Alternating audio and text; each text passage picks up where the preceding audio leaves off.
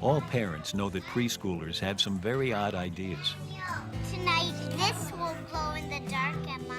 Not, as we've already seen, about how the world works, but about what they and others think. I'm not drawing a picture of a TV. In fact, even parents don't realize what a very strange mental world little kids inhabit.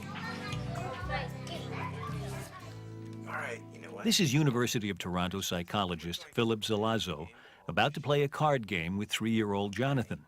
The object of the game is to see if Jonathan can sort the cards using a simple rule. And in the shape game, if I show you a boat like this, I want you to put it into this box. But if I show you a rabbit like this one, I want you to put it over here. Look, here's a red boat. Which box does that go in? Okay. Boats go here, rabbits go there in the shape game. Look, here is a blue rabbit. Which box does that go in? In here. Okay. Let's do it one more time, okay? And then we'll play a new game. If it's a boat, it goes here, but rabbits have to go in that box. Jonathan's Look, got this how game about all this figured out. Rabbit. But now Phil changes the rules. Okay. All right, now, you know what? We're going to play a new game. We're not going to play the shape game. We're going to play the color game. In the color game, if I show you a blue one, you have to put it in this box. But if I show you a red one like that, then I want you to put it over here, okay? Okay. All right, look at this. Here's a red boat. Which box does that go in the color game? Here. Okay, now you know what? Can you show me where do the blue ones go in the color game? In here. And where do the red ones go? In here. So what about this blue rabbit? Which box does that go in? In here. Even though Jonathan has just repeated the rules with a new color game, he keeps playing by the rules of the old shape If I show game. you a rabbit, then it has to go Now, the in this obvious box. explanation is that it's easier to Blue sort ones by have to go in shape that than box, color. Okay? So, with Libby, Here's the Phil red started boat. with the color Where does game, that go? which she plays just fine. Okay. Now, Phil switches to the shape game. Can you show me where do the boats go in the shape game? And where do the rabbits go? Look, here's a red boat. Where does that go in the shape game? Libby, just like Jonathan and all the 3-year-olds Phil Zalazo has tested, seems to get stuck on the first rule she learns. It's as if the 3-year-old mind somehow doesn't know what it knows. We're gonna have snack now. What have you got in your... Nothing demonstrates that better than a simple but startling experiment Janet Astington, also at the University of Toronto, does with 3-year-olds like Jacob and a juice box. What's in the box? Juice. Oh, look at that. What are they?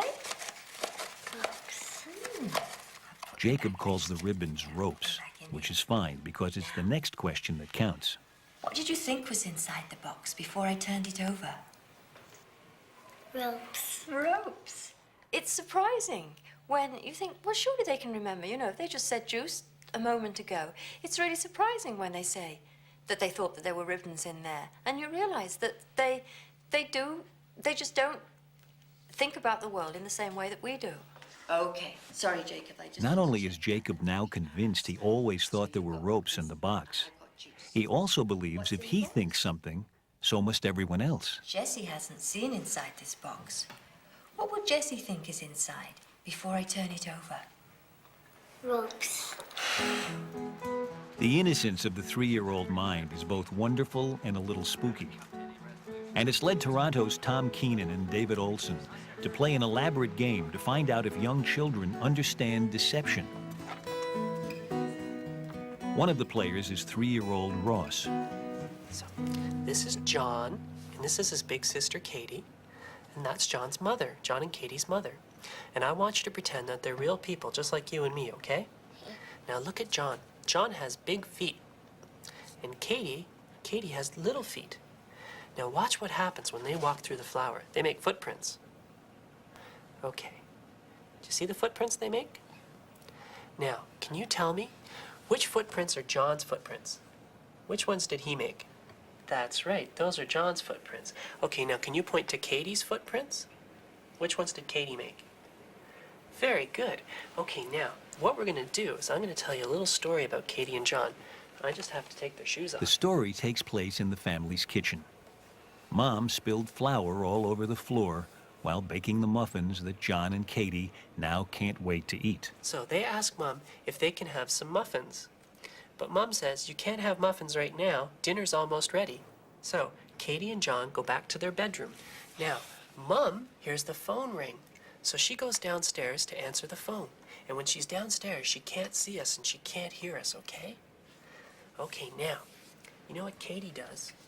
Katie decides she's going to take some muffins. So here comes Katie. But before she takes the muffins, she puts on John's great big shoes. Tom spells out for Ross exactly why Katie switches shoes. So here goes Katie. She put on John's shoes so she'll leave big footprints in the flour, and so that the mom will think John took the muffins, okay? So here she goes.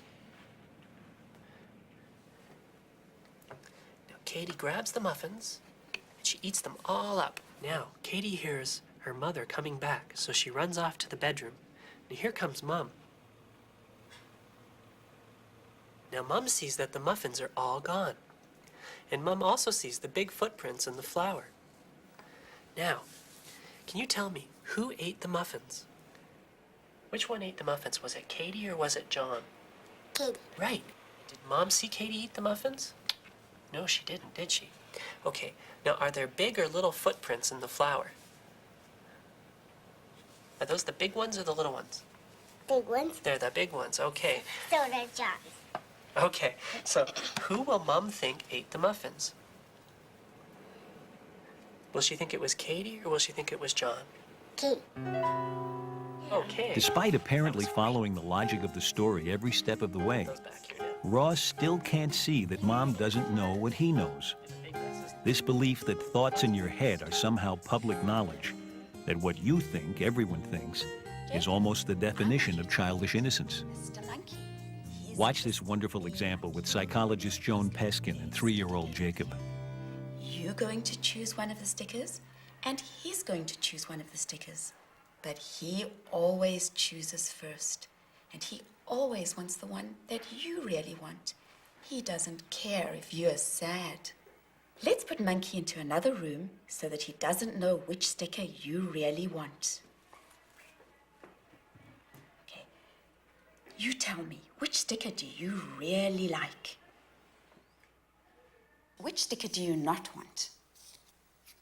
Okay, now I'm going to bring back Mean Monkey, and he's going to choose first.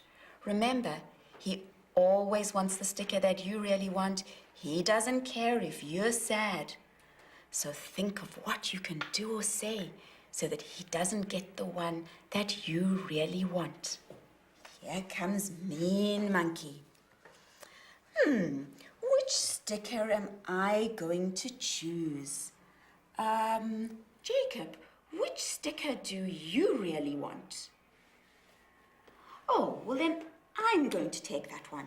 So you get to take this one. Joan repeats the experiment several times with each child, giving them ample opportunity to deceive the monkey as to what they really want. Okay, tell me which sticker you really like. That one. And which sticker do you not want? That one. Okay. Jacob, which sticker are you going to take? Well, then I'm going to take that one. And you get Bravely to have- accepting, 3-year-old Jacob never figures out that the monkey can be fooled. But what about Patrick, 18 months older, and already with a knowing gleam in his eyes? So that he doesn't know which sticker you really want, okay? Which one do you really like? Point to which one you really like. That one. And which sticker do you really not want? Which is a yucky sticker? That one. Okay. We'll leave those stickers there, and I'm going to bring in Mean Monkey. Let me see which one I want. Patrick, which one do you really like? Oh, well then I'm going to take that one, and you get to have that one. I had my fingers crossed. Patrick has also crossed a threshold into the adult world.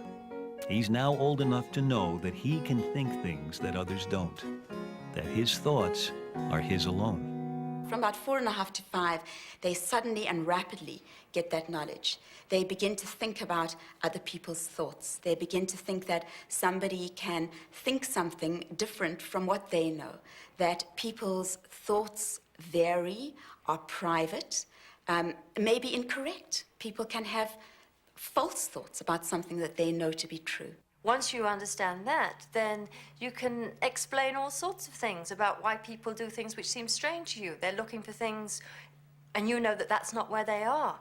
It also means then that you can understand how to surprise people, how to trick people, because once you've made this split between the mind and the world, then you can think about people's minds and manipulate the way the world is so that they come to believe certain things about it. Teachers, parents, and grandparents are endlessly trying to fathom the minds of the very young.